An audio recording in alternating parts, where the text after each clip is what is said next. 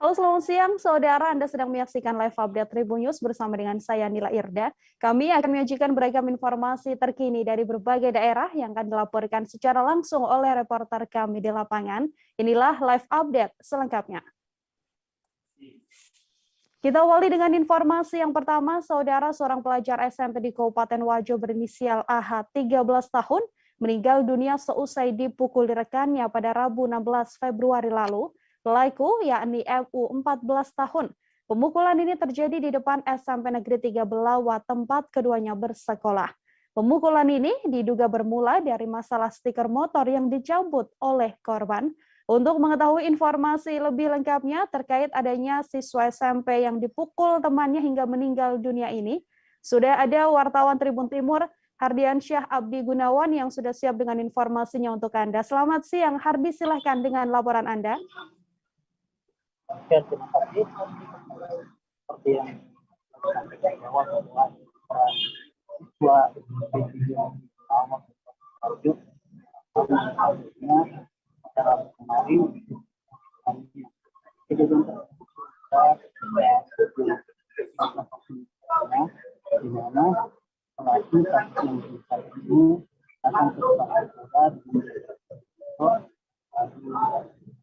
korban akan mengikuti diskusi yang ada di motor. Ini pun naik hitam lantaran kelakuan hingga mengukul wajah banyak sekali wajah dan sekali di belakang seperti belakang sebelumnya. Setelah kejadian itu, kedua anak sekolah tersebut yang ikut kelas itu kembali ke rumah masing-masing.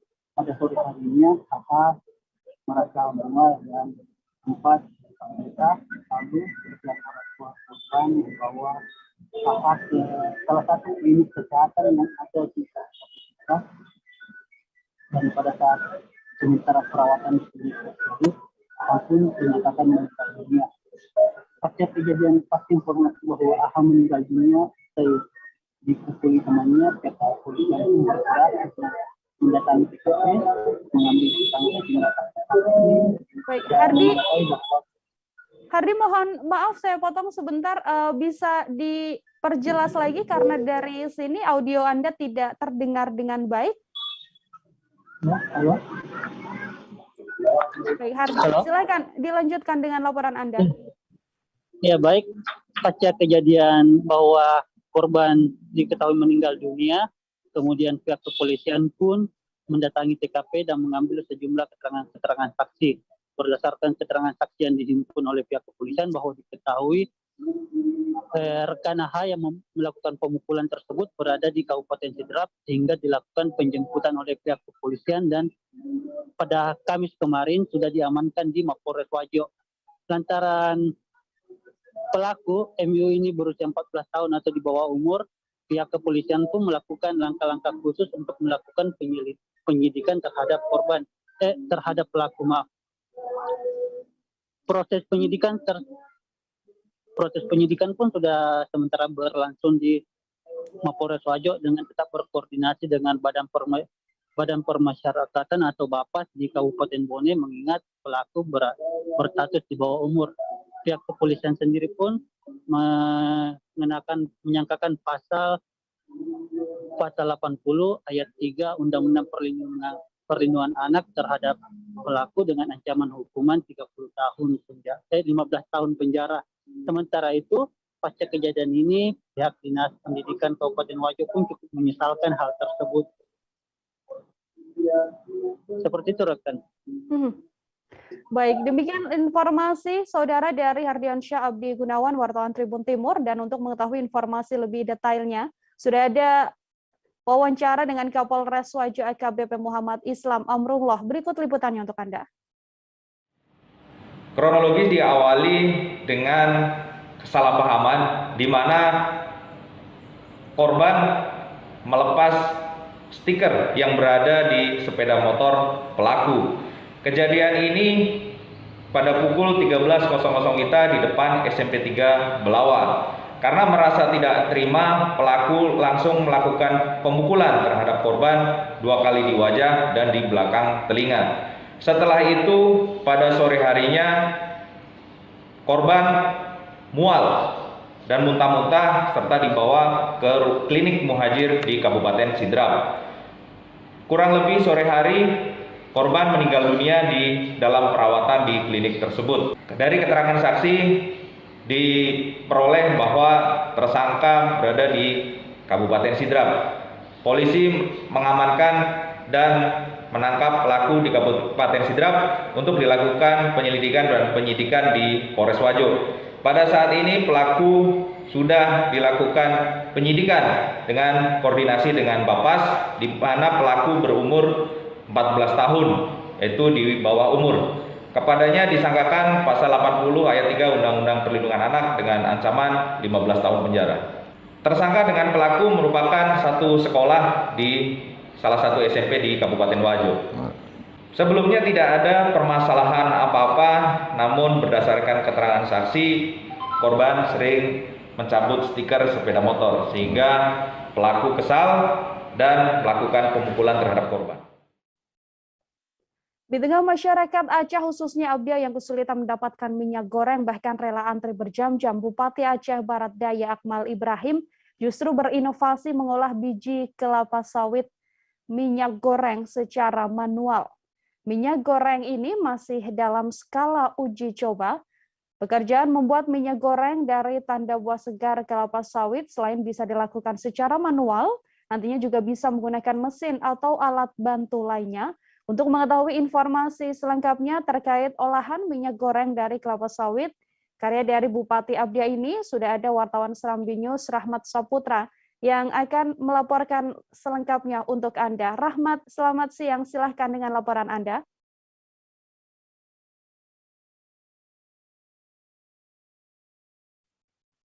Selamat siang, Rahmat. Silahkan dengan laporan Anda. Selamat siang, rekan Nila. Oke, Rahmat. Baik, Rahmat, kami mendengar audio Anda dengan baik. Silakan dengan laporan Anda selengkapnya terkait bagaimana inovasi minyak goreng yang dilakukan oleh Bupati Abdia ini. Untuk diketahui bahwa Bupati Abdia ini memang adalah sosok yang kreatif dan inovatif. Bahkan selain memang hal-hal seperti ini, Bupati Abdia ini juga sering melakukan inovasi-inovasi yang sifatnya membantu para petani. Nah, jadi inovasi yang dilakukan Akmal ini adalah sangatlah sederhana, yaitu yang proses awalnya itu adalah mengambil buah tandan segar TBS kelapa sawit, lalu dipotong-potong kecil, selanjutnya direbus sekitar 20 hingga 30 menit. Selanjutnya setelah direbus maka dihancurkan. Setelah dihancurkan keluarlah minyak. Setelah menghasilkan minyak itu untuk memisahkan kadar air dengan minyaknya ini lalu dimasak. Jadi setelah dimasak inilah bisa langsung digunakan seperti itu. Memang proses ini jika melakukan manual memang membutuhkan waktu berjam-jam. Tapi kalau sudah memiliki alat seperti contoh untuk memasak tandan buah segarnya, kalau memang ini dilakukan dengan apakah itu dengan kompor gas atau dengan skala katakanlah sudah mandiri, maka membutuhkan waktu hanya 2 jam atau 3 jam sudah langsung menjadi minyak seperti itu. Oke, untuk mengetahui informasi lebih lengkapnya, Saudara, terkait inovasi yang dilakukan oleh Bupati Kabupaten Aceh Barat ini, sudah terhimpun wawancara yang dilakukan oleh wartawan kami. Berikut liputannya untuk Anda. Biasanya, ini dia, ambil sawit, dibrondolkan, direbus, udah lunak, ditumbuk sedikit, ambil airnya. Setelah airnya itu akan sekitar setengah jam, nggak sampai pun akan muncul lapisan di atasnya. seperti lemak. Ambil lemak itu masak kira-kira 20 menit udah jadi minyak. Minyak wah. Selesai dia. Kemarin itu dipisahkan kemarin itu. Kalau ya sudah jadi minyak, kalau ingin warnanya bening, harus penyaringannya lebih rapi. Kalau minyak biasa, dia warna agak kemerahan, agak warna merah. Ya nggak apa-apa. Kalau kita untuk pakai sendiri, kalau mau dijual kayak bimoli, penyaringannya harus bagus. Nah, cuma masalahnya sekarang kita kalau saya kemarin itu kan bikin dengan tangan semua. Nah kalau memakai alat bantu itu bisa banyak. Ya satu hari itu kalau satu orang pekerja bisalah bikin satu drum. Dijual kayak bimoli, penyaringannya harus bagus. Nah, cuma masalahnya sekarang kita kalau saya kemarin itu kan bikin dengan tangan semua. Nah kalau memakai alat bantu itu bisa banyak. Ya satu hari itu kalau satu orang pekerja bisalah bikin satu drum. Nah, Gampang lah itu. Nggak serumit bikin minyak kelapa lah. Lebih gampang. Berarti alat-alat yang dibutuhkan berarti cuma wajan. Wajan, brondol dari tandan bikin jadi brondol. Diluruhkan lah, pakai besi aja udah. Minyak goreng yang harga ketentuan pemerintah Rp14.000 hingga saat ini, saudara, diketahui masih menjadi topik hangat. Masih banyak warga yang kesulitan untuk membeli minyak murah tersebut.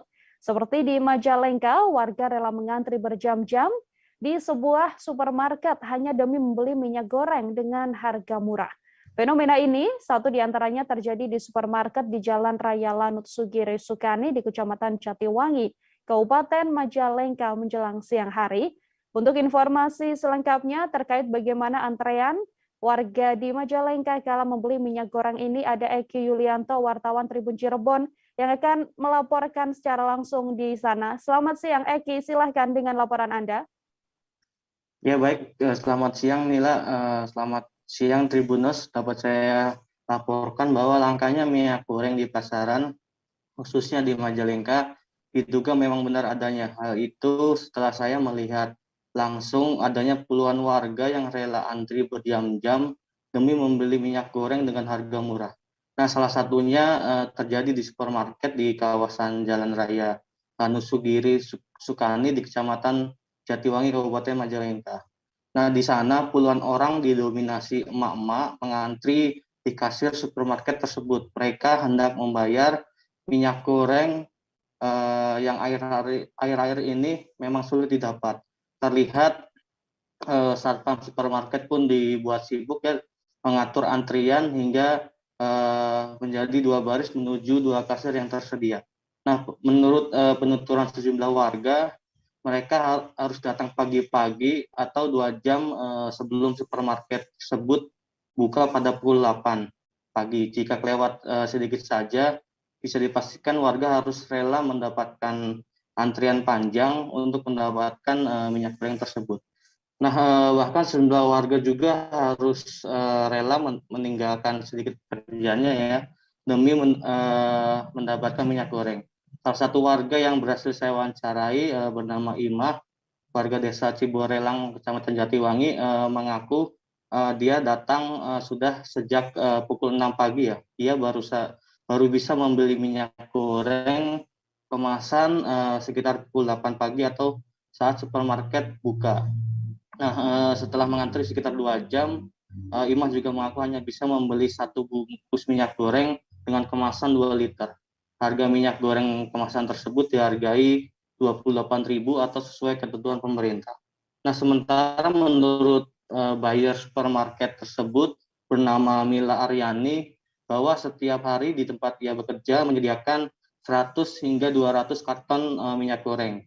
Pihaknya pun memastikan belum ada kelangkaan seperti yang sedang dirasakan masyarakat akhir-akhir ini. Namun yang membedakan memang ketersediaan minyak goreng yang ada setiap harinya selalu ludes terjual dalam jangka waktu hanya 1 sampai 2 jam saja. Adapun untuk mengantisipasi adanya warga yang membeli minyak dalam jumlah banyak, pihak supermarket terus melakukan imbauan kepada warga yang datang. Selain itu, pihak supermarket juga melakukan hal unik. Salah satunya mencelupkan jari kepada warga seperti ketika momen pemilu ya. Nah, setiap warga yang sudah membayar di kasir diharuskan menyelupkan salah satu jarinya ke tinta yang sudah disediakan. Hal itu untuk mencirikan bahwa warga yang sudah membeli minyak goreng di hari itu tidak bisa membeli kembali di hari yang sama. Nah, hal itu pun tampaknya cukup direspon baik ya oleh warga, sehingga tidak ada warga yang curang membeli dalam jumlah banyak. Nah, sementara itu dugaan penimbunan minyak goreng di Majalengka mencuat setelah salah satu pemilik toko grosir di Majalengka yang berhasil saya wawancari bernama Ade mengatakan bahwa pasokan minyak goreng sebenarnya lancar. Hanya saja jika baru atau barang baru datang, stok minyak tersebut langsung ludes terjual. Kondisi seperti itu membuat Ade menduga kemungkinan ada praktek penimbunan. Dugaan ada penimbunan juga diungkapkan sejumlah warga lainnya ya, salah satunya Wandi, warga Majalengka Wetan. Nah, dia mengatakan atau menduga ada oknum yang menimbun minyak goreng sehingga menjadi langka ya. Dugaan-dugaan itu maka diharapkan dapat direspon cepat pemerintah sehingga masyarakat tidak lagi kerepotan memenuhi kebutuhan minyak goreng. Demikian inilah laporannya. Oke, Eki Yulianto, wartawan Tribun Cirebon, Saudara melaporkan terkait bagaimana antrian panjang, fenomena antri untuk mendapatkan minyak goreng. Untuk mengetahui informasi selengkapnya, ada wawancara dengan buyer supermarket dan juga seorang warga. Berikut liputannya untuk Anda. Iya Pak, lagi antri minyak goreng ya di Sulianto Jatiwangi. Sudah berlangsung selama 2 minggu sih. Alhamdulillah untuk stoknya kita tersedia tiap harinya. Biasanya sih kita buat antisipasi biar orang nggak terus-terusan gitu ya balik dalam satu waktu gitu. Jadi kita mungkin menandai dengan tinta ya di jarinya gitu.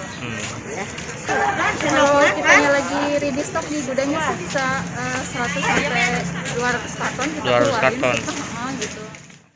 Tapi setiap hari di sini ada, harus pagi-pagi. Kesininya suka jam 7, kan ini dibukanya jam 2. Nungguin. Ibu beli berapa kilo, Bu? Jatahnya harus 2 liter. Harus 2 liter. Setiap hari, jadi kalau mau perlu harus kesini. Kalau setengah 8 juga nggak apa-apa, yang penting nunggu gerbang dibuka jam 8. Jadi nanti begitu itu dibuka langsung dapat. Sekarang paling takut kehabisan deh. Iya. Nunggu jam 8 pokoknya kalau gerbangnya dibuka. Tapi kalau ini udah kebagian juga masih ada sih, yang ini masih ada stoknya. Kemungkinan jam 9 gitu udah nggak ada.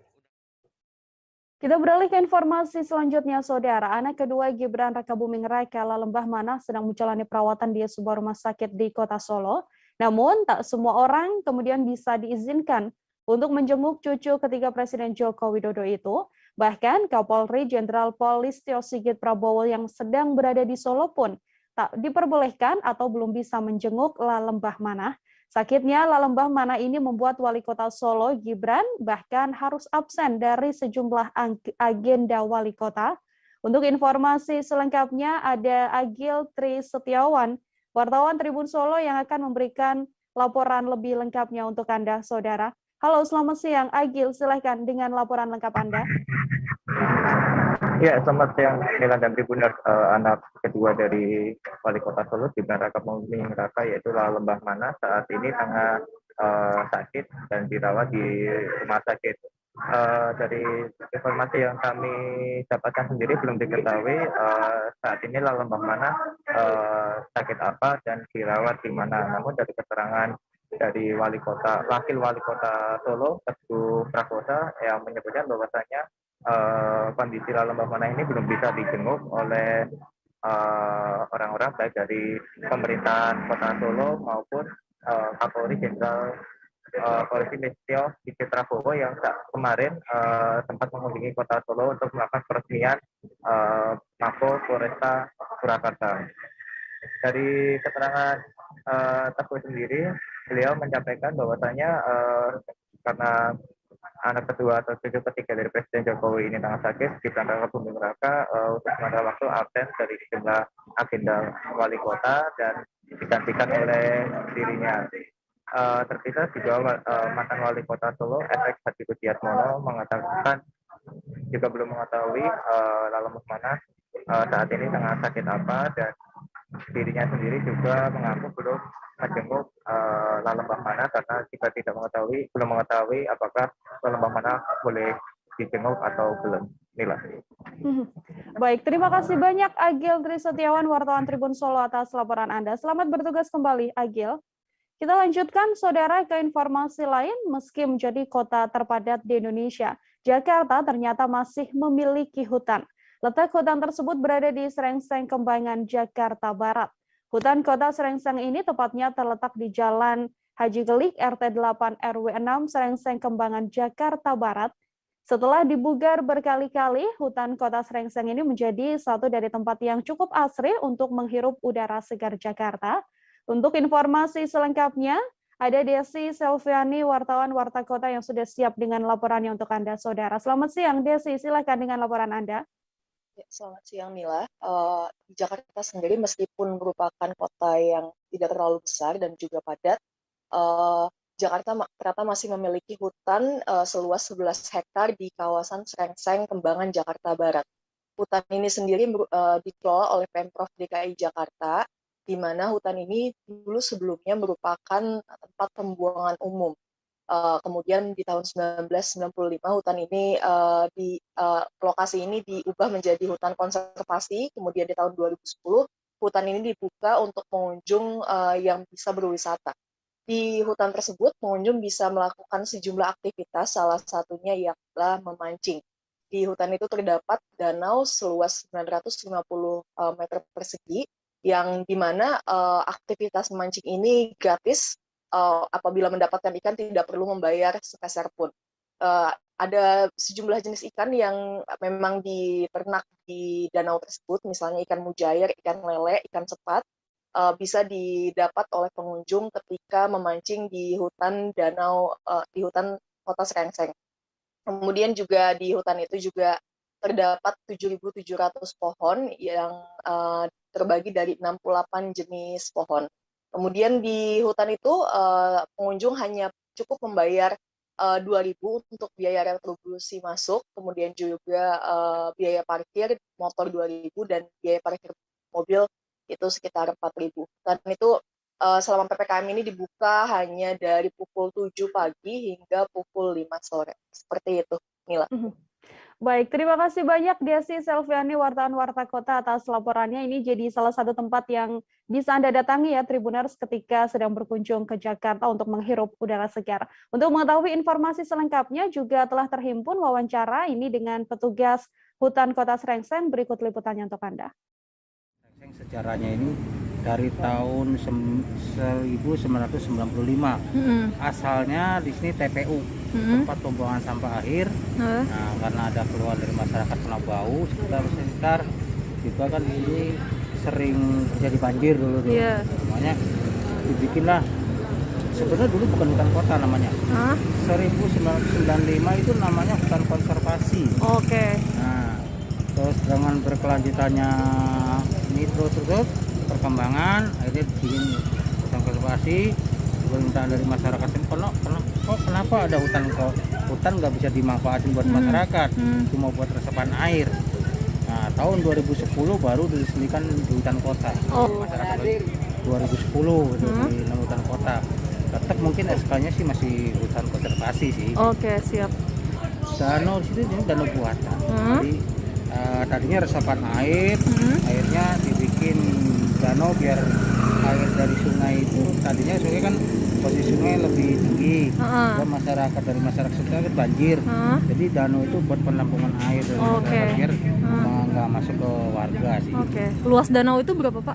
Kurang lebih kalau lingkarnya aja ya 940 meter. 940.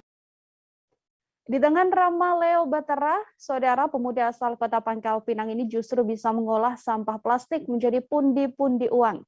Ateng, nama panggilannya, sudah setahun terakhir mengolah limbah plastik menjadi uang. Lantaran selama COVID-19 kemarin ia bingung ingin mengisi kegiatan dengan hal apa. Gunungan sampah plastik di dalam karung menghiasi gudang penggilingan sampah plastik miliknya yang diberi nama Bangka Recycle. Sampah-sampah yang dimanfaatkan Ateng ini kebanyakan berasal dari cup plastik coffee shop yang ada di wilayah Pangkal Pinang. Informasi selengkapnya akan dilaporkan secara langsung saudara oleh Andini Dwi Hasana, wartawan Bangka Post. Selamat siang Andini, silahkan dengan laporan lengkap Anda. Baik, terima kasih Nila. Selamat siang Tribuners. Jadi memang Rama Leo Batra ini pemuda asli Pangkal Pinang yang mengolah limbah plastik menjadi pundi-pundi uang bagi Ateng, panggilan Rama ini. Sebagian orang menilainya bahwa ini adalah sebuah sampah yang tidak berguna, namun di tangan Ateng justru limbah-limbah atau sampah-sampah yang dibuang oleh masyarakat ini justru dimanfaatkan oleh Ateng. Jadi bermula sejak setahun yang lalu ia bingung ingin melakukan kegiatan apa selama COVID-19 kemarin lantaran usahanya terpaksa ditutup sementara. Jadi ia berinovasi mengumpulkan sebuah sampah-sampah, terutamanya sampah-sampah itu dikumpulkan dari sampah-sampah coffee shop. Karena saat ini memang di seluruh Indonesia, juga kota Pangkal Pinang, coffee shop ini mulai marak menjamur ya di beberapa titik gitu. Dan salah satunya adalah setiap coffee shop pasti menghasilkan sampah cup plastik, dan cup plastik itu pasti dibuang begitu saja oleh pemilik coffee shop atau diberikan kepada pemulung. Nah, si Ateng atau Rama Leo Batra ini membeli sampah cup plastik ini dari pemulung sekitar 3.000 sampai dengan 7.000, lalu diolah Ateng menjadi digiling dulu sebelum dijual, digiling dulu menjadi butiran-butiran seperti itu. Kemudian setelah digiling baru dimasukkan Ateng ke dalam karung untuk dijualkan kembali ke Tangerang. Diketahui selama 1 minggu itu Ateng bisa mengumpulkan 1,5 sampai 2 ton untuk hasil limbah dari cup plastik coffee shop, dan untuk keseluruhan dari limbah plastik termasuk limbah plastik rumah tangga itu Ateng bisa mengirimkan ke Tangerang untuk dijadikan pundi-pundi keuangan itu sampai dengan 10 ton limbah plastik yang sudah digiling atau sudah didaur ulang gitu ya. Dan diketahui Nila, informasinya 1 bulan Ateng bisa mendapatkan pundi-pundi keuangan dari cup plastik yang kita nilai sebagai sampah itu sekitar 50 sampai dengan 100 juta. Demikian Nila. Baik, terima kasih Andini Dwi Hasanah, wartawan Bangka Post atas laporannya. Ini inovasi yang cukup menarik untuk mengolah kembali cup plastik bekas saudara. Andini, selamat bertugas kembali. Kami akan kembali seusai jeda saudara dengan beragam informasi lain, tetap di Live Update. Oke, apa kabar Bang Ariski di sini untuk strateginya? Kalau saya sendiri di Gimmick 37 ini yang semalam baru mulai, saya udah sebenarnya aku nggak ngerasa itu penangkapan atau penggerebegan atau apapun itu, karena gitu posisinya aku kriteria. Jadi kita mengenal disebut dengan stroke yang tidak berdarah dengan stroke yang berdarah. Stroke yang tidak berdarah itu biasanya ditandai dengan adanya penyumbatan. Kalau itu terjadi di sini mungkin pikirnya tidak ke situ kali ya, tapi kalau di Korea atau di Kamboja itu ada beberapa paper yang saya itu Mas, ya, dulunya tukang koran. Oh gitu ya. Tukang koran. Ya, saya baca itu Pak. Tuh kan pernah baca kan? Ya. Jadi kalau saya jadi pangdam itu udah bersyukur banget. Si anak ini dijadikan sebagai tersangka begitu. Ya, kalau ini kita bicara yang di luar kasus Sebongombo ya. Dengan nama hujan shower, di mana terdapat batas jelas antara daerah hujan dan tidak hujan yang biasanya terjadi pada fase awal mature stage atau tahap berbahaya dewasa. itu Kang. Jadi mulai artinya terjadinya perlembekan. Nah itu untuk penetrasi akan sulit gitu ya. Dok, saya ini menurut saya memang tidak mudah, bukan urusan tanah diambil. Kalau misalnya Amerika Serikat sekarang, Rasulullah mengatakan dalam sebuah hadis bahwa berpuasa di 6 hari Syawal itu. Oke, apa kabar Bang Ariski di sini untuk strateginya? Kalau saya sendiri di Gimmick 37 ini yang semalam baru mulai, saya udah sebenarnya aku nggak ngerasa itu penangkapan atau penggerebegan atau apapun itu, Karena gini loh, posisinya aku kriteria. Jadi kita mengenal disebut dengan stroke yang tidak berdarah dengan stroke yang berdarah. Stroke yang tidak berdarah itu biasanya ditandai dengan adanya penyumbatan. Kalau itu terjadi di sini mungkin pikirnya tidak ke situ kali ya, tapi kalau di Korea atau di Kamboja itu ada beberapa paper yang saya itu mas, ya. Dulunya tukang koran. Oh gitu ya. Tukang koran. Ya, saya baca itu Pak. Tuh kan, pernah baca kan? Ya. Jadi kalau saya jadi pangdam itu udah bersyukur banget. Si anak ini dijadikan sebagai tersangka begitu. Ya, kalau ini kita bicara yang di luar kasus Sebongombo ya. Dikenal dengan nama hujan shower, di mana terdapat batas jelas antara daerah hujan dan tidak hujan yang biasanya terjadi pada fase awal mature stage atau tahap Berbahaya dewasa. itu Kang. Jadi mulai artinya terjadinya perlembekan. Nah itu untuk penetrasi akan sulit. Gitu ya. Dok, saya ini menurut saya memang tidak mudah, bukan urusan tanah diambil.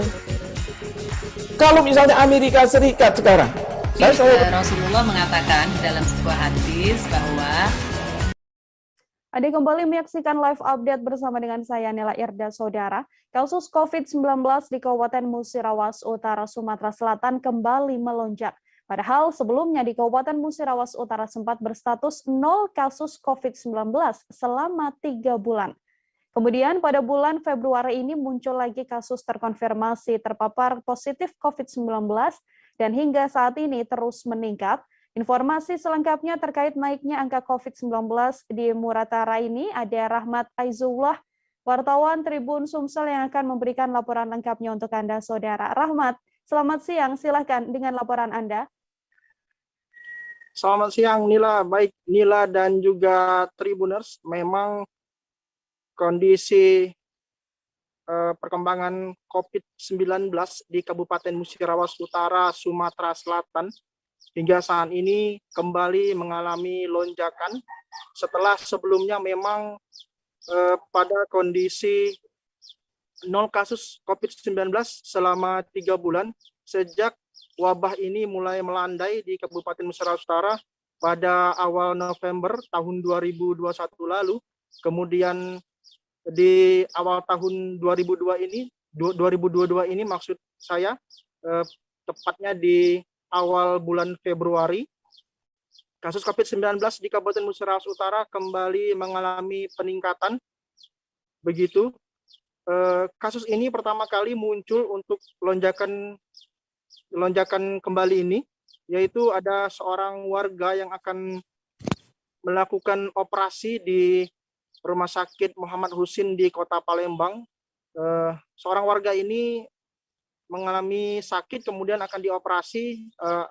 Beliau berasal dari Kabupaten Musirawas Utara dan dilakukan swab di rumah sakit di Palembang tersebut, kemudian dinyatakan positif terpapar COVID-19. Kemudian dari Palembang mengkonfirmasi ke Kabupaten Musirawas Utara sehingga pemerintah Kabupaten Musirawas Utara melalui Dinas Kesehatan melakukan tracking begitu ke keluarga warga yang positif tersebut, kemudian dilakukan swab beberapa keluarganya dan dinyatakan negatif begitu.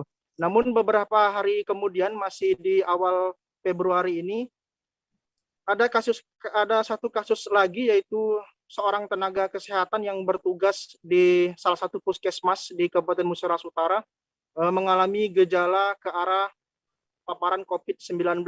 Kemudian dari pihak puskesmas dan dinas kesehatan setempat melakukan swab terhadap tenaga kesehatan tersebut dan hasilnya dinyatakan positif terpapar COVID-19.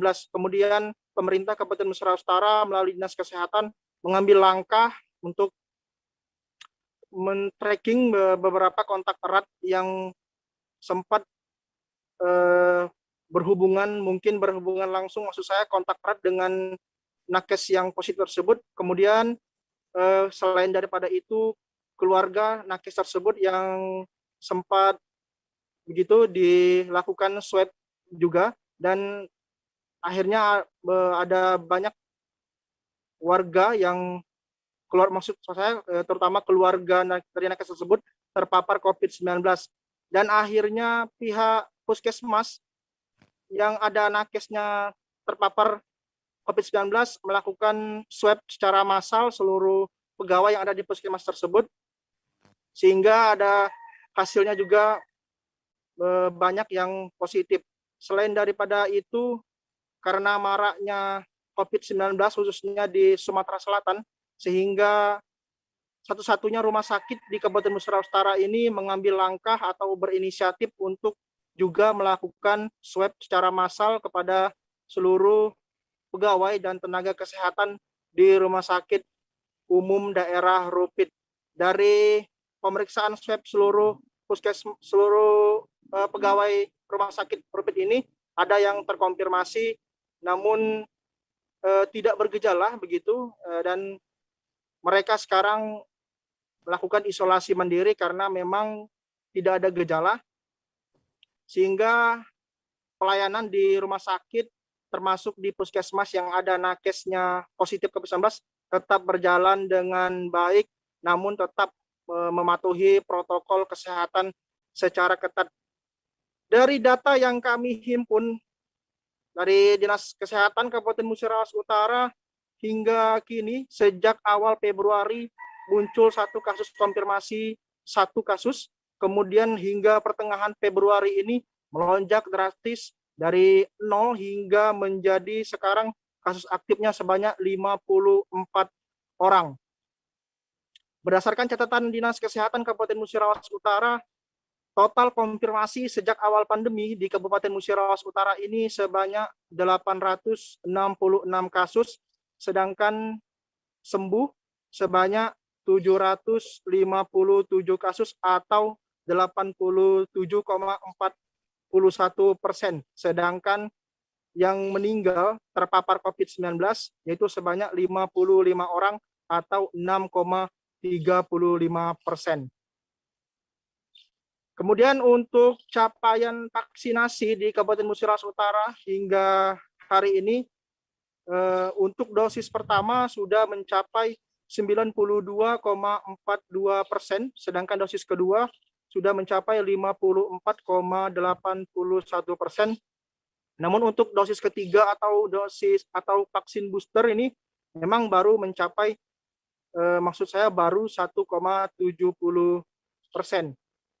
Kepala Dinas Kabupaten Musirawas Utara, Sumatera Selatan, Dr. Heni menghimbau kepada masyarakat, terutama masyarakat Kabupaten Musirawas Utara, untuk tetap waspada dan mematuhi protokol kesehatan secara ketat agar kasus COVID-19 di daerah ini tidak melonjak terus dan bisa kembali melandai seperti 3 bulan sebelumnya. Beliau juga mengimbau kepada masyarakat karena ini ada tenaga kesehatan di puskesmas yang terkonfirmasi COVID-19. Kepada masyarakat diimbau untuk tidak takut datang berobat ke puskesmas atau ke rumah sakit, namun tetap mematuhi protokol kesehatan secara ketat. Di rumah sakit ataupun di puskesmas di Kabupaten Musirawas Utara ini juga sudah menerapkan protokol kesehatan secara ketat. Demikian, Nila. Rahmat Aizullah, saudara melaporkan secara langsung untuk update bagaimana kasus COVID-19 di Kabupaten Musirawas Utara. Terima kasih Rahmat, selamat bertugas kembali. Ini kenapa? Karena banyak antara lain dari nakes Puskesmas PAU. Ya, dia ada salah satu tenaga kesehatannya yang bergejala, sehingga kita lakukan swab. Tidak ada gejala batuk pilek, kita swab. Kemudian tenaga kesehatan PAU ini dia ada kontak juga dengan saudaranya yang positif juga. Jadi dari pihak puskesmas melakukan swab se-puskesmas PAU. Terus juga untuk Rumah Sakit Rupit juga, Rumah Sakit Rupit mengadakan screening. Screening itu artinya bukan karena ada gejala, karena ini maraknya kasus COVID. Jadi Rumah Sakit Rupit mempunyai inisiatif untuk melakukan swab seluruh pegawai. Ratusan pelajar dari Malaysia, saudara, positif COVID-19 saat tiba di Nunukan. Mereka adalah 148 pelajar program beasiswa repatriasi dari wilayah Malaysia. Setidaknya tercatat 101 anak dinyatakan positif COVID-19. Hal ini membuat rencana Badan Perlindungan Pekerja Migran Indonesia atau BP2MI yang akan menyebarkan mereka di 3 provinsi tak jadi dilakukan. Informasi selengkapnya terkait paparan COVID-19 ratusan pelajar dari Malaysia ini ada wartawan kami dari Tribun Kaltara, Febrianus Felis, yang akan memberikan informasinya untuk Anda. Halo, selamat siang. Felis, silahkan dengan laporan Anda terkait paparan COVID-19 terhadap ratusan siswa yang berasal dari Malaysia ini. Ya, selamat siang Nila dan Tribuners. Hasil swab PCR kedua terhadap 148 pelajar program beasiswa repatriasi dari Malaysia pada Selasa 15 Februari lalu, diantaranya ada 83 anak dinyatakan positif COVID-19. Hal itu memang membuat rencana untuk menyebarkan ratusan pelajar itu ke 3 provinsi di Indonesia, yakni di Kalimantan Utara, Kalimantan Selatan, dan Sulawesi Selatan terpaksa ditunda. Sementara itu, juru bicara Satgas COVID-19 Nunukan Sabarudin mengatakan kasus aktif COVID-19 di Nunukan saat ini sebanyak 203 pasien dan sebagian besar kasus positif itu disumbang oleh pelajar beasiswa repatriasi dari Malaysia. Dan diinformasikan sebelumnya hasil swab PCR pertama saat tiba di Pelabuhan Tunontaka Nunukan, memang ada 20 pelajar yang positif, namun pada saat swab PCR yang kedua, dari 20 pelajar yang sembuh 2 orang dan tersisa 18 orang, sehingga total pelajar yang positif saat ini ada 100 orang. Dan Sabarudin mengaku para pelajar yang positif itu tidak memiliki gejala apapun. Meski begitu, untuk mengantisipasi penyebaran COVID-19 yang meluas, petugas kesehatan dari Puskesmas Seladap maksud saya memindahkan pelajar yang negatif itu ke Gedung 2 Rusunawa. Namun bila mana ke depan ada yang punya gejala, baik itu sedang maupun yang berat, maka akan dirujuk ke RSUD Nunukan. Sementara itu, Sabarudin juga menjelaskan bahwa masa karantina ratusan pelajar itu ditambah 10 hari ke depan.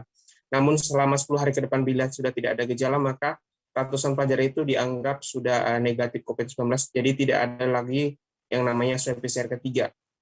Maka otomatis pelajar tersebut akan diberangkatkan langsung atau disebarkan ke 3 provinsi tempat sekolah tujuan mereka masing-masing. Untuk mengantisipasi juga penyebaran yang lebih luas, sterilisasi Gedung Rusunawa saat ini dilakukan oleh tim BPBD Nunukan berupa penyemprotan cairan disinfektan. Itu sudah dilakukan sejak diketahui adanya pelajar yang terindikasi positif COVID-19. Selain itu juga suplai vitamin C dan juga vitamin D juga diberikan kepada pelajar yang positif maupun negatif. Dan dari 203 pasien yang saat ini ada di Nunukan, hanya 1 pasien yang saat ini dirawat di ruang isolasi RSUD Nunukan. Demikian informasi sementara yang dapat saya sampaikan dari Kabupaten Nunukan, Kalimantan Utara. Felix, kembali ke Nila di studio. Baik, terima kasih banyak Felix, wartawan Tribun Kaltara atas laporan Anda. Selamat bertugas kembali, Felix. Untuk mengakomodir putra-putri terbaik negara, kita sekolahkan di negara kita. Begitu. Ya, keterbatasan mungkin mereka mempunyai keterbatasan yang ada di negara tempat orang tua mereka bekerja, dan terpaksa kita yang harus memfasilitasi semuanya. Ya, kita fasilitasi itu ya di sini kita berbicara negara yang masuk Andre. Jadi ya inilah putra-putri terbaik kita yang datang seperti itu dengan program negara yang cukup baik untuk program pendidikan, memajukan pendidikan dan pemerataan. Melalui prosedur kesehatan, melalui karantina sesuai dengan program kebijakan pemerintah, setiap kedatangan dari negara lain kita harus karantina. Sekarang kan kita nilai Pancasila juga kita tanamkan kembali begitu kepada mereka, nilai kecintaan terhadap NKRI juga Pancasila, wawasan kebangsaan juga kita tanamkan kembali ulang seperti itu. Setelah selesai karantina, mereka biar karantina dulu nanti di Rusunawa di nanti itu panitia pendamping dari mereka sudah kita bentuk 3 lokasi itu. Harga kedelai untuk bahan baku pembuatan tahu dan tempe mengalami lonjakan, saudara. Dari per kilogramnya seharga Rp7.000 kini mencapai angka Rp11.000. Satu di antaranya dirasakan oleh pengusaha tahu di Kota Denpasar. Mereka mengeluhkan kenaikan harga kacang kedelai yang sangat mempengaruhi penjualan tahu. Untuk informasi selengkapnya terkait jeritan dari sejumlah pengusaha tahu di Denpasar karena naiknya harga kedelai ini, ada Nilu Putu Wahyuni Sari, wartawan Tribun Bali yang sudah siap dengan informasinya. Sari, silahkan dengan laporan Anda. Iya, halo Nila. Jadi sebelumnya beredar isu bahwa harga kedelai untuk bahan baku pembuatan tahu dan tempe mengalami lonjakan. Dari per kilogramnya seharga Rp7.000, kini harganya sudah Rp11.000. Salah satu pengusaha tahu di Kota Denpasar, Bali, yakni Pak Aang, mengatakan kenaikan harga kacang kedelai ini sangat mempengaruhi penjualan pada tahunya. Sebelumnya, dalam sehari ia bisa memproduksi atau menggunakan kacang kedelai hingga 3 kuintal. Kini karena adanya kenaikan harga tersebut, terlebih lagi karena pandemi COVID-19, ia hanya menggunakan 1 kuintal kacang kedelai saja seharinya. Dari 1 kuintal kacang kedelai itu, ia hanya mendapatkan penjualan kotor sejumlah Rp2 juta per harinya. Dan tentunya jumlah ini jauh ia dapatkan sebelum harga kacang kedelai naik dan pandemi COVID-19 mewabah.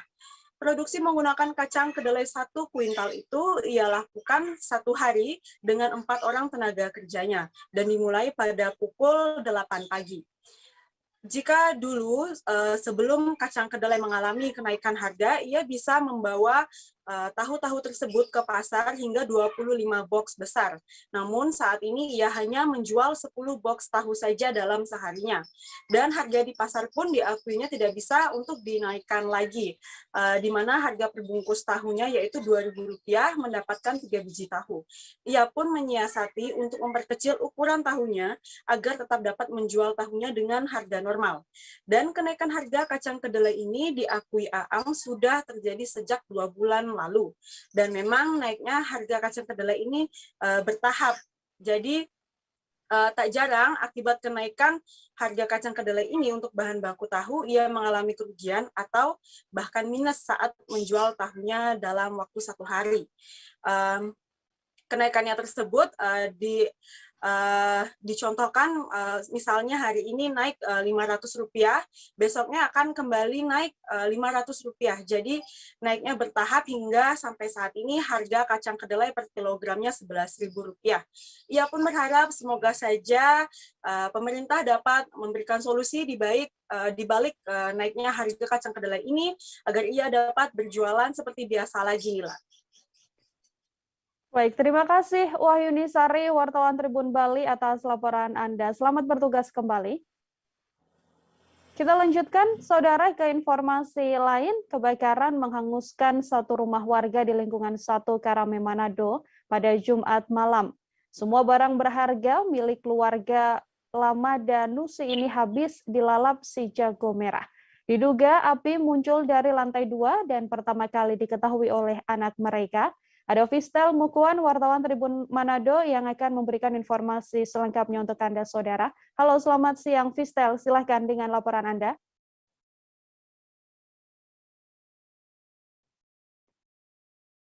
Fistel, selamat siang. Terkait kebakaran di wilayah lingkungan 1 Karame, Manado ini, bagaimana kronologisnya? Silahkan dengan laporan Anda.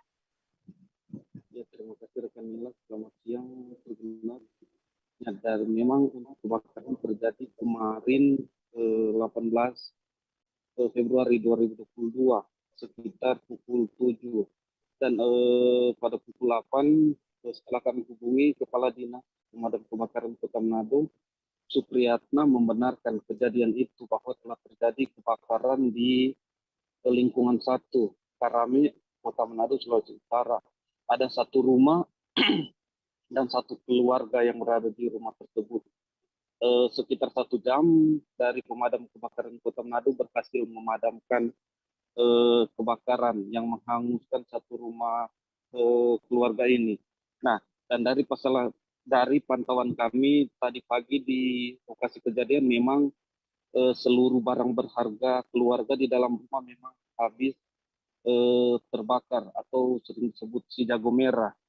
Nah, di situ ada barang-barang elektronik atau barang-barang dari keluarga yaitu TV, komputer, kulkas, dan sofa. Memang semuanya dilalap oleh kebakaran yang terjadi pada malam hari. ada salah satu warga di samping rumah tersebut menyampaikan memang dia juga melihat memang sudah terjadi kebakaran dan dia tidak tahu apa penyebab kebakaran tersebut. Dan pemilik rumah bernama Indri setelah kami temui memang tadi malam menurut saudaranya dia masih shock, tapi setelah tadi pagi kami temui dia menyampaikan saat kejadian itu sebelum maghrib dia bersama anak-anak, keempat anaknya berada di dalam rumah. Kemudian dia menyuruh salah satu anaknya yang tertua untuk membeli beras dan telur karena mereka akan mempersiapkan makan malam setelah maghrib. Nah, setelah anaknya sampai, ia langsung memasang lampu di lantai 2. Karena rumahnya ada 2 lantai, dia memasang lampu di lantai 2, kemudian dia turun untuk memasak di lantai dasar. Nah, saat dia memasak, tiba-tiba ada katanya dari warga dari luar yang berteriak menyebutkan sudah ada kebakaran. Dan dia melihat di lantai 2 rumahnya, ternyata sudah ada api ya. Dengan melihat adanya api ini, dia cepat-cepat berusaha naik ke lantai 2. Namun saat di tangga untuk naik ke lantai 2, dia melihat apinya sudah semakin besar di lantai 2. Dengan begitu dia tidak jadi naik, dia langsung turun kembali dan memanggil anak-anaknya untuk segera lari karena rumah yang mereka tinggali sementara terbakar. Nah, kurang lebih 5 atau 6 meter karena mereka untuk keluar ke jalan besar harus melalui jalan lorong atau terowongan. Dan saat di tengah lorong itu dia terpikir tentang ijazah-ijazah anak-anaknya. Sehingga dia berbalik ke rumah meskipun katanya saat itu memang di rumah sudah gelap, tidak ada lagi lampu, berbagai barang yang dia tabrak, namun dia berusaha untuk masuk ke kamar untuk mengambil ijazah-ijazah anak-anaknya. Dan dari pengakuannya, ia berhasil mengambil ijazah itu. Jadi dari semua barang berharga yang mereka miliki, tinggal ijazah yang berhasil dia selamatkan. Namun selain itu, semua barang berharga di dalam rumah itu habis. Hanya tersisa beberapa barang plastik, barang dapur, dan beberapa pakaian yang dijemur di samping rumah, sebelah kanan rumah. Tinggal itu beberapa barang dapur dan pakaian yang dijemur di samping itu yang tersisa, tapi semua yang di dalam rumah baik lantai 1 maupun lantai 2 semuanya habis. Dan memang rumah mereka lantai 2 itu menggunakan kayu, tapi lantai pertama itu beton, dibuat beton. Jadi yang tersisa beton, semua kayu baik lantai 1, lantai 2 semuanya habis, tertinggal beton. Jadi tidak ada lagi yang barang elektronik yang bisa dia selamatkan. Begitu rekan Nila. Baik, terima kasih Fistel Mukwan, wartawan Tribun Manado, saudara melaporkan terkait kebakaran rumah yang terjadi di Kota Manado. Selamat bertugas kembali, Fistel. Kita ke informasi lain, saudara. Sejumlah aliansi buruh melakukan aksi unjuk rasa di depan kantor BPJS Ketenagakerjaan. Dalam aksi ini, mereka menolak Permenaker nomor 2 tahun 2022 terkait pencairan jaminan hari tua yang hanya bisa dicairkan saat usia 56 tahun atau saat masa pensiun. Sejak dikeluarkan, aturan ini memang menuai pro kontra hingga banyak yang melakukan penolakan. Permenaker ini dianggap tidak berpihak pada pekerja. Untuk informasi selengkapnya terkait bagaimana suasana buruh dalam unjuk rasa di depan kantor BPJS Ketenagakerjaan ini, ada Roma Uli Sianturi, wartawan Tribun Batam, yang akan memberikan laporan lengkapnya untuk Anda. Selamat siang. Uli, silakan dengan laporan Anda. Baik, terima kasih rekan Nila. Sejumlah aliansi buruh kembali menggelar aksi unjuk rasa di depan kantor BPJS Ketenagakerjaan. Aksi ini dimulai sekitar pukul 10 pagi. Dalam aksi ini, sejumlah aliansi buruh menolak secara keras Permenaker nomor 2 tahun 2022 terkait pasal pencairan jaminan hari tua. Diatur dalam pasal tersebut bahwa JHT hanya bisa dicairkan pada saat pekerja berusia 56 tahun. Pasalnya di dalam BPJS Ketenagakerjaan juga sudah ada program jaminan pensiun yang 3% diambil dari gaji. Menurut aliansi buruh, jaminan hari tua cair di usia 56 tahun adalah hal yang mustahil lantaran masa kerja kaum buruh berkisar hanya 20 tahun di perusahaan. Ketika 20 tahun bekerja berarti hanya usia 40 tahun. Biasanya kaum buruh bisa mencairkan JHT ini sesudah habis kontrak di perusahaan dan dananya akan dijadikan untuk kelanjutan hidupnya atau bisa menjadikan dana tersebut sebagai modal usaha. Dalam aksinya, mereka juga melakukan penandatanganan petisi untuk menolak Permenaker nomor 2 tahun 2022. Rencananya aksi ini akan dilangsungkan selama 3 hari, dimulai dari hari Jumat dan akan berakhir di hari Selasa. Begitu rekan Nila, saya dari Kepulauan Riau, Kota Batam, Romawi Sianturi melaporkan kembali kepada Nila di studio. Oke, untuk mengetahui informasi selengkapnya, saudara wartawan kami juga telah menghimpun wawancara dengan Panglima Garda Metal FS PMI Batam, Suprapto, dan juga wawancara dengan Kepala Cabang BPJS Ketenagakerjaan Batam, Nagoya Sony Suharsono. Berikut liputannya untuk Anda. Luruskan bukannya ditandatangani, gitu ya. Jadi teman-teman pekerja tadi, perwakilan dari FSPMI, silaturahmi lah ya, kunjungan silaturahmi kemari, dan ternyata membawa salah satu amanahnya adalah tentang Permenaker 02 tahun 2022, gitu ya. Terus kemudian tersampaikan dan tertulis dalam bentuk petisi. Nah, kami BPJS Ketenagakerjaan sebagai operator, ya, operator amanah penyelenggaraan program BPJS Ketenagakerjaan terkait dengan petisi tersebut, tentunya kami akan sampaikan secara berjenjang, gitu ya. Kenapa? Karena kan kami organisasi. Kebetulan kami di bawah kantor wilayah Sumariau. Nah, untuk itu kami akan menyampaikan ke pimpinan kami yang terdekat, atasan langsung, yaitu Kanwil Sumariau, yang nantinya akan dilanjutkan ke kantor pusat. Tentunya surat naskah yang pengantar ke kantor wilayah Sumariau akan kami tembuskan kepada perwakilan daripada FSPMI. Itu aja sih teman-teman sekalian. Pak. Melakukan aksi di kantor BPJS Ketenagakerjaan 1 Batam di Nagoya. Kenapa kita harus melakukan aksi? Kita melakukan aksi penolakan Permenaker nomor 2 tahun 2022 terkait pasal pencairan jaminan hari tua atau JHT. Yang di situ diatur JHT hanya bisa dicairkan nanti pada saat umur 56 tahun. Ini sangat dolim bagi kaum buruh, kaum pekerja. Maka seharusnya yang demo Kemenaker itu bukan kita, tetapi adalah orang BPJS, karena BPJS Ketenagakerjaan itu kan tenaga kerja kita. Uang-uang kita, mereka menjalankan uang kita, uang kaum buruh, kaum pekerja. Maka harusnya mereka yang demo Kemenaker, bukan kita. Tapi apapun kita akan sampaikan dengan itu, penolakan ini. Sebab apa? Di BPJS Ketenagakerjaan sudah ada program jaminan pensiun yang 3%. Itu kalau setiap tahun itu negara mengelola sekitar 6 triliun setiap tahun. Apa ini kurang itu? Negara mengelola uang buruh, uang pekerja. Kok masih mau menghisap jaminan hari tuanya JHT? Kalau mereka harus cair di umur 56 tahun, itu adalah hal yang mustahil. Sebab apa? Kaum buruh, kaum pekerja rata-rata bekerja antara 10 sampai 15 tahun. Paling lama itu 20 tahun di perusahaan. Maka ketika mereka 20 tahun, ketika dia dari umur 20 sampai 20 tahun bekerja, berarti kan hanya umur 40. Apa harus nunggu 16 tahun untuk mencairkan? Padahal mereka kan harus berlangsung hidup gitu loh. Nah, pemerintah kan ngomong masalah kan ada jaminan kehilangan pekerjaan. JKP itu hanya untuk yang PHK.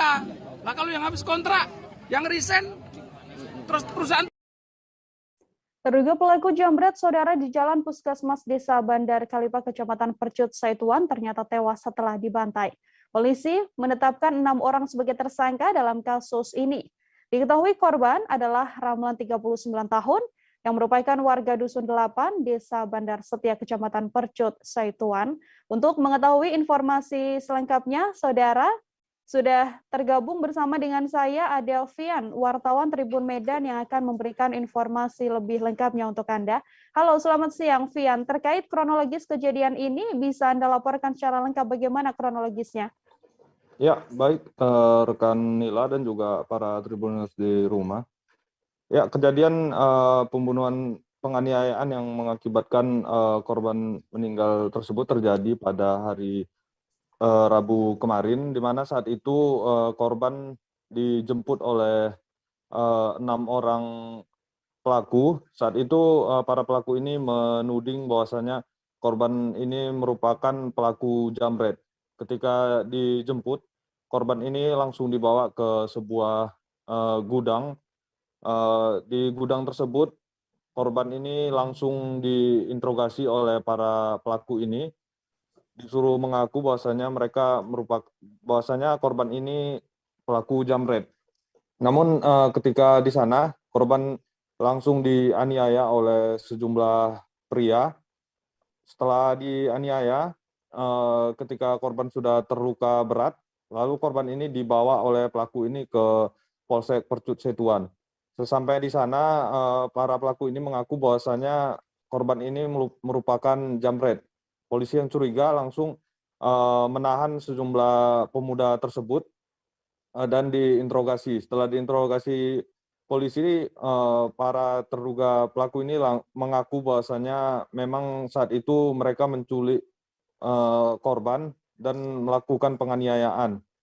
Setelah dibawa ke Polsek karena korban sudah terluka, pihak kepolisian langsung membawa korban ini ke rumah sakit. Setibanya di rumah sakit, ternyata korban sudah meninggal dunia. Akhirnya polisi memeriksa sejumlah orang yang membawa korban ke kantor polisi. Lalu kemarin polisi menetapkan 6 orang sebagai tersangka kasus penganiayaan yang menyebabkan korban ini meninggal dunia. Di lokasi sendiri memang terlihat ceceran darah terlihat di lokasi kejadian di sebuah gudang di kawasan Percut Setuan. Saat ini 6 orang pelaku tersebut sudah diamankan pihak kepolisian yang akan berkoordinasi dengan kejaksaan dan akan dilimpahkan ke kejaksaan. Ya, baik. Sekian rekan Nila. Saya Alfian dari Medan, kembali ke studio. Demikian wartawan Tribun Medan, Saudara melaporkan terkait dugaan penganiayaan yang dilakukan 6 pemuda terhadap seorang jambret. Informasi lebih lengkapnya juga telah terhimpun wawancara dengan Kapolsek Percut Setuan Kompol Muhammad Agustiawan. Berikut liputannya untuk Anda. Bengkel kereta, Pak. Jadi mereka menjemput dia dulu, kemudian dibawa, kemudian diinterogasi di sana dan dieksekusi, Pak.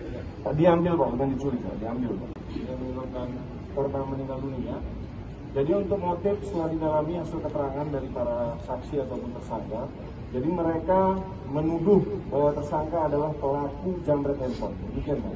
Dari sementara yang sudah kami amankan 8 orang, hasil gelar perkara dengan Polrestabes, 6 bisa kami tetapkan sebagai tersangka dan akan dilakukan penahanan. Untuk 2-nya lagi kami jadikan saksi sampai menunggu hasil ekspos dengan kejaksaan. Kami hanya menerima keterangan dari para tersangka. Jadi menurut para tersangka dia jambret, tapi kita harus mencari keterangan-keterangan lain, baik dari keluarga maupun teman-teman. Kita ke informasi selanjutnya, Saudara. Ratusan pengendara roda 2 bersama unitnya diamankan Satlantas dan Satsamapta Polres Tapin lantaran diduga melakukan aksi balap liar di kawasan Rantau Baru pada Jumat 18 Februari.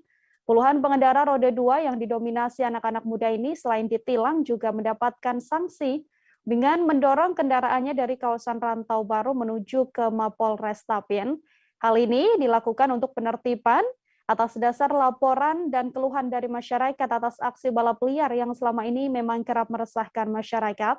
Terkait informasi puluhan pelaku dan juga pengendara yang melakukan aksi balap liar, sudah ada Stanislaus Sene, wartawan Banjarmasin Pos, yang akan memberikan laporan lengkapnya untuk Anda. Stan, silakan dengan laporan Anda. Baik, Nila dan Tribuners, dapat saya laporkan dari Kabupaten Tapin, Provinsi Kalimantan Selatan, terkait dengan giat penertiban pengendara yang diduga melakukan aksi balap liar di kawasan Rantau Baru, Kecamatan Tapin Utara, Kabupaten Tapin.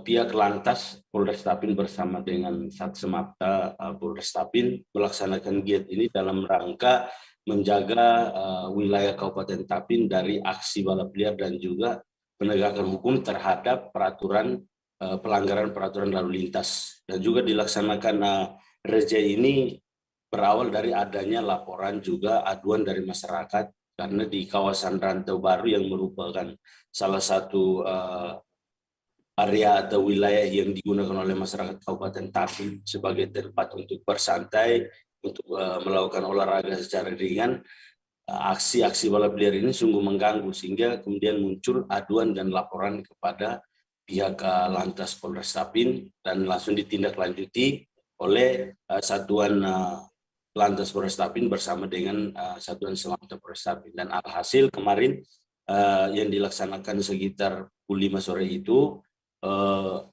kurang lebih ratusan kendaraan itu diamankan, sehingga tidak hanya diamankan, tetapi diberi sanksi oleh bagian Lantas itu mendorong kendaraan dari kawasan Rantau Baru ke Mapolres Tapin dengan jarak ya kurang lebih sekitar 3 kilo. Itu salah satu sanksi yang diberikan kepada para oknum yang memang diduga melakukan aksi balap liar yang sering meresahkan masyarakat yang menjadikan tempat kawasan Rantau Baru sebagai tempat untuk bersantai.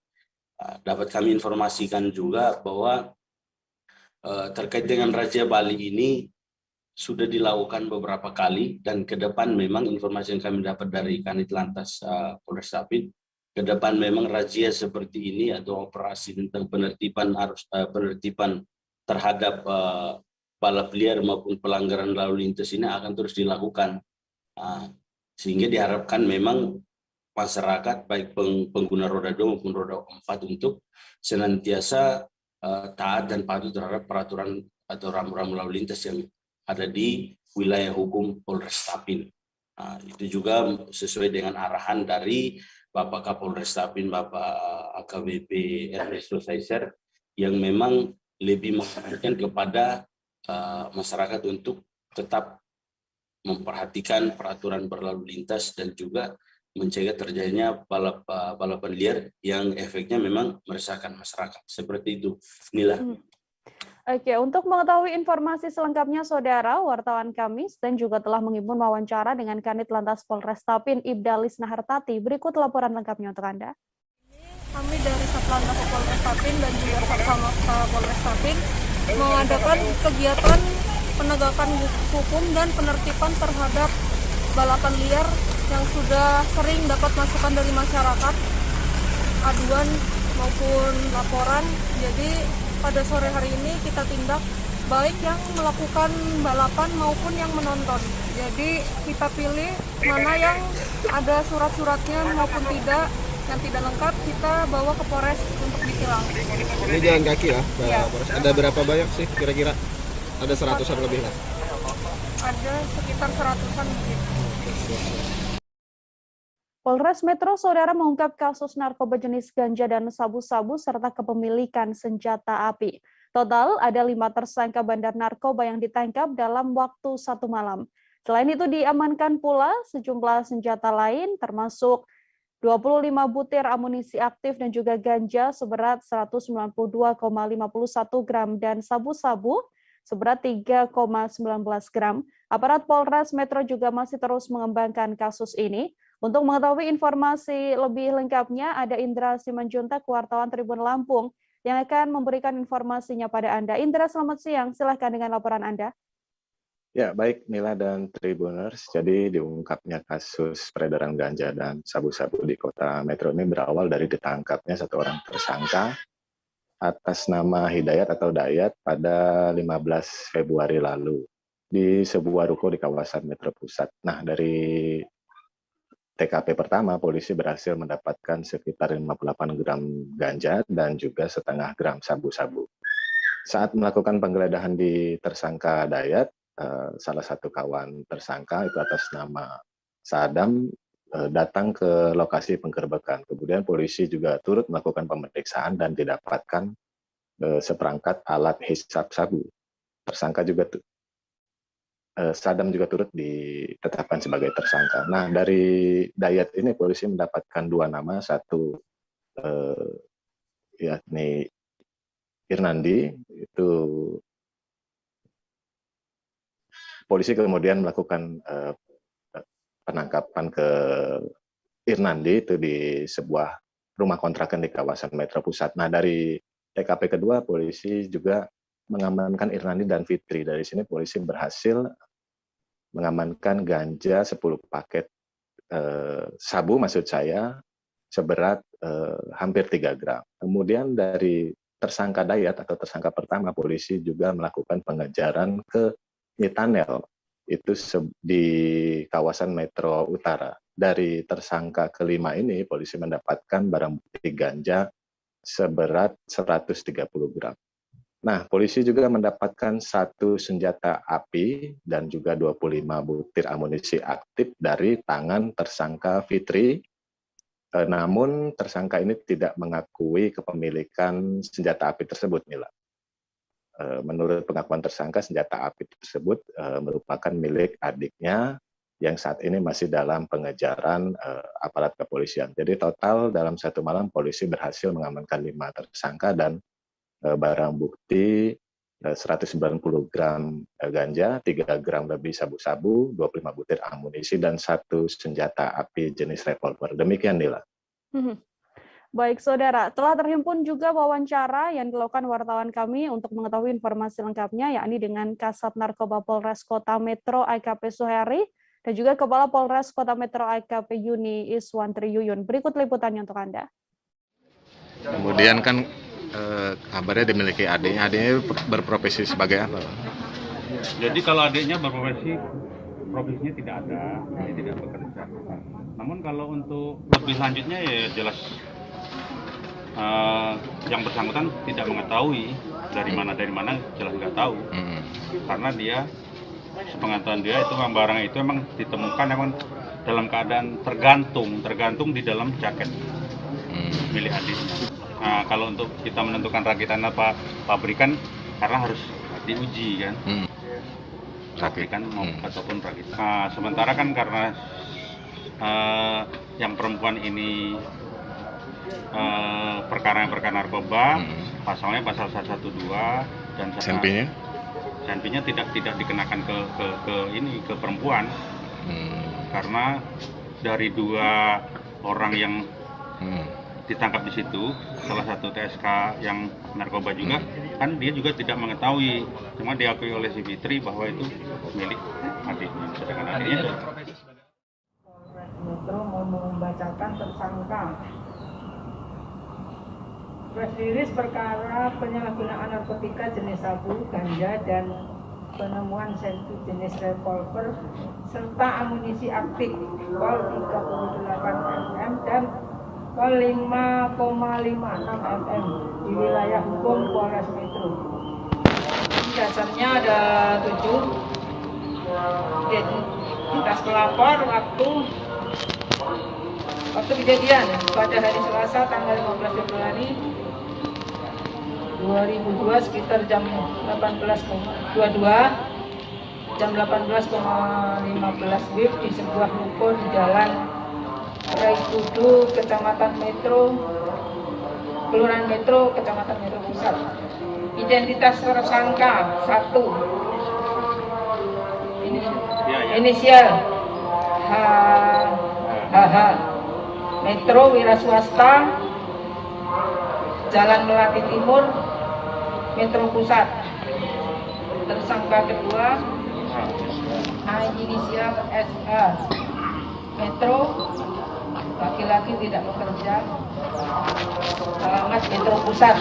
Yang ketiga inisial RI, II, Bin Budi Santoso, laki-laki, buruh, alamat Raja Basah, Kota Bandar Lampung. Yang keempat FN, perempuan, ibu rumah tangga, alamat Metro Pusat. Yang kelima ND, laki-laki tidak bekerja, alamat Metro Utara.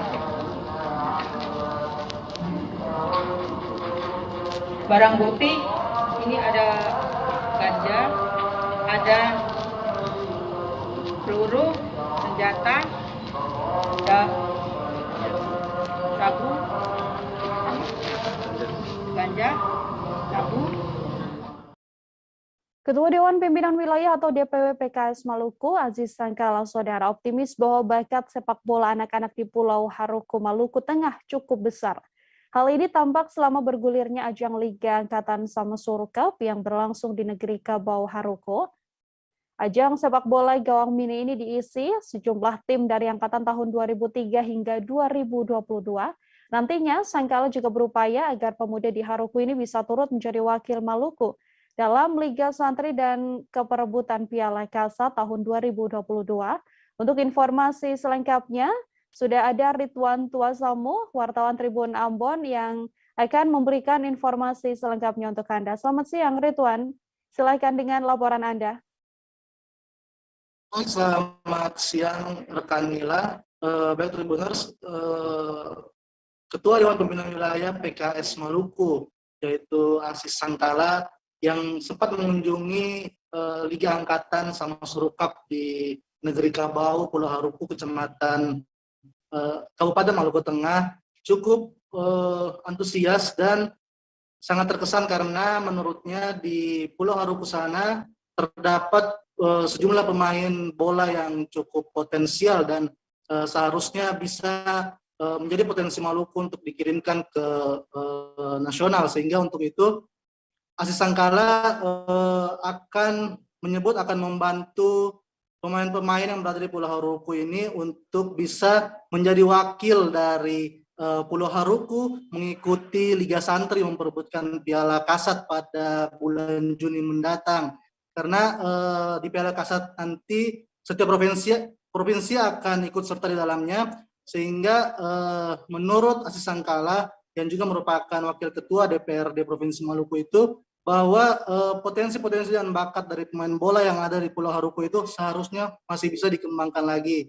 Jadi nantinya Aziz Sangkala bersama Forkopimda Maluku dan juga aparat keamanan akan mencoba untuk melakukan seleksi terhadap pemain-pemain yang berada ataupun merupakan santri di sejumlah pesantren yang ada di Pulau Haruku, untuk kemudian bisa dibawa dan menjadi salah satu wakil dari Pulau Haruku untuk menuju ke Liga Santri. Dan terkait dengan ajang Samasuru Cup itu, Aziz Sangkala sangat mengapresiasi apa yang dilakukan oleh panitia, karena di tengah konflik yang sedang berkecamuk di Pulau Haruku, justru panitia penyelenggara membuat satu ajang sepak bola yang dimana turnamen itu berisi tim-tim yang berasal dari negeri-negeri adat yang berada di Pulau Haruku, sehingga turnamen tersebut disebut oleh Aziz merupakan ajang pendinginan seusai konflik, ajang yang